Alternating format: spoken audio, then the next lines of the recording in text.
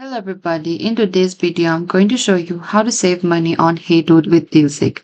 So if you want to save money on HEYDUDE with DealSeek, firstly open any of the web browser that you prefer, and in the top there's this address bar. Type down dealseek.com and enter it. So once you get into this interface of this DealSeek, in the top right corner here, this is the search. What you need to do is you need to type down HEYDUDE and you can enter it.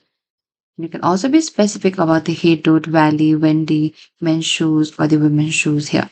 So after, what you can do is you need to filter the result in the top right corner here. You can use the DealSeek filters to narrow down the best offers in the left hand side.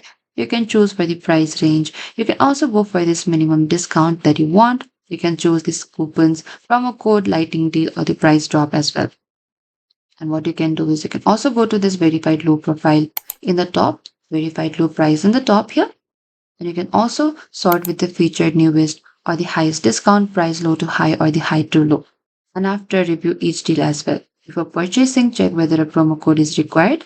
Simply open any of the deal here and verify the deal's expiration date, read any minimum purchase or shipping requirements, and compare multiple retailers.